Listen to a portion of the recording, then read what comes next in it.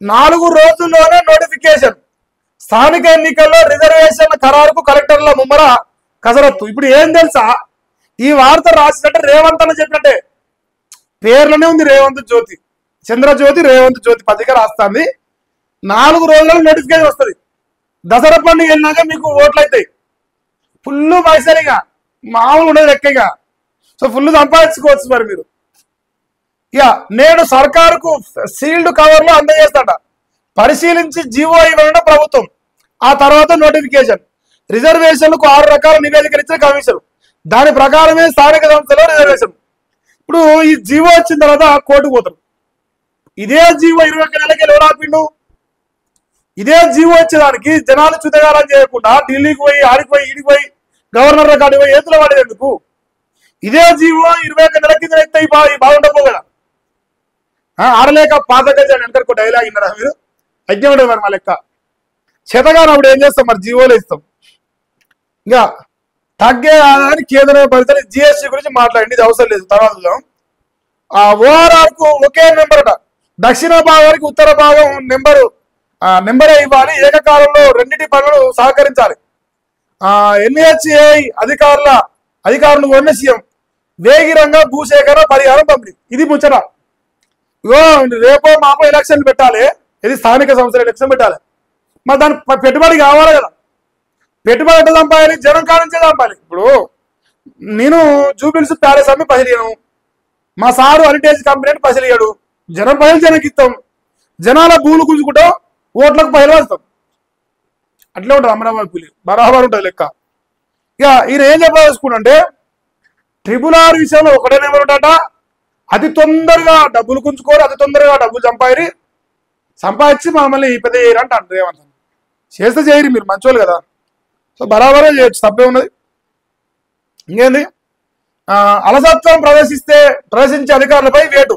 హైవేలు core urban ప్రాంత అభివృద్ధిపై CM సమీక్ష. సమ్మక్క సారక్కకు ఎనువోసి సూత్రప్రాయంగా ఛత్తీస్గఢ్ అంగీకారం. ఆ రాష్ట్ర ముఖ్యమంత్రి అంతా మన ఇంతవరకు అన్నది ఆయన మొత్తం ఒకటి దగ్గర రాసేసాం. అమరాబాద్ పులి మాత్రం ఎలక్షన్లో పోతాడు. ఎలక్షన్లలో గెలుస్తాడా? 5,000 ఇస్తాడు మీకు ఓటుకు. అరే పార్లమెంట్ ఎన్నికల్లో ఈ దేశంలో పార్లమెంట్ ఎన్నికలకు 18-20 లక్షల మందికి 500 రూపాయలు వచ్చే చరిత్ర మన రేవంత్ రెడ్డిది. 18 లక్షల మందికి అసవంటి చరిత్ర కలిగిన మన రేవంత్ అన్న 5,000 ఓటుకి ఇస్తారు రేపు సర్పంచ్ ఎలక్షన్.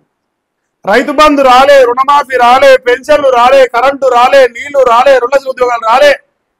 ఇగో నా ఉంచి పని ఇంత పెద్ద లిస్ట్ ఉంది. ఇవన్నీ ఒక 5,000 రూపాయలు ఇస్తారు. మీరు ఓటేస్తారు, చచ్చినట్టుగా ఓటేస్తారు. మీకు సిగ్గు రాదు, మా నాకు సిగ్గు రాదు కదా. సింపుల్ చెప్పాలి, ఉన్నది చెప్పాలి. అయిపోయినాకనేమో రేవంత్ లంగో, రేవంత్ దొంగో, రేవంత్ ఏం సాపించుడు. ఆ సాపించుడు పాడుగాను.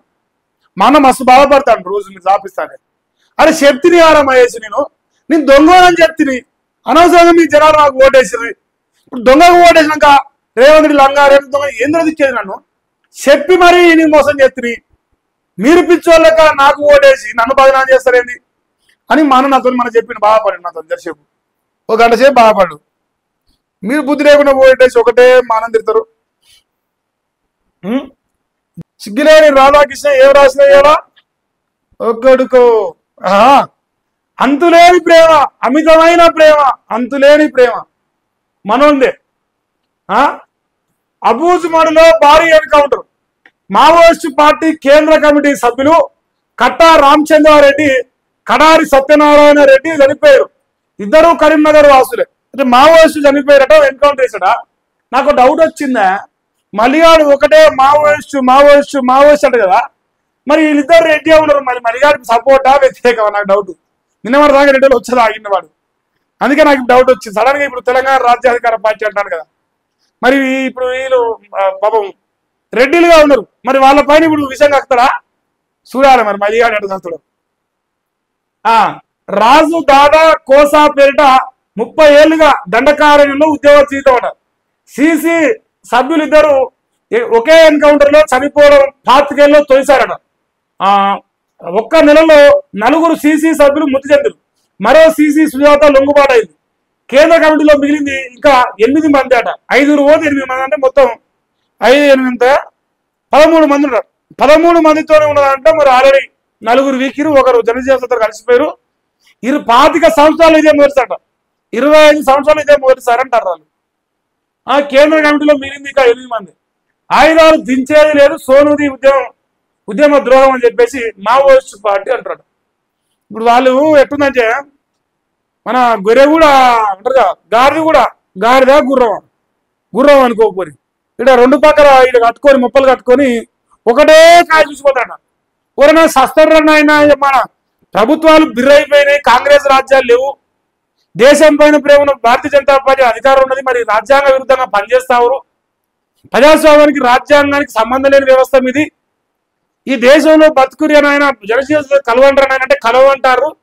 మరి ఈ గొర్రెపోకడు ఏం పోకరు నాకు అర్థమవుతలేదు. మార్చి 30 టార్గెట్, ఇక నాకు చేసి 5 నెలలు ఉన్నట్టుంది, 5 నెలలైతే దిగుతారు. ఇక దయచేసి నేనేం కోరుతాన్నా, మీ పైన అంతులేని ప్రేమ ఉన్నది, మీ పైన సానుభూతి ఉన్నది, రాజకీయానికి మిమ్మల్ని వాడుకోదలుచుకోలే, మీ ఓట్ల కోసం బీఆర్ఎస్ పార్టీలకు కాంగ్రెస్ పార్టీను పద్ధతి మాటలు చెప్పదలుచుకోలే. మీరు భవిష్యత్తు బాగుండాలి, మీ పిల్లలతో సలహా బతకాలంటే మీరు జగన్తో కలవాలి.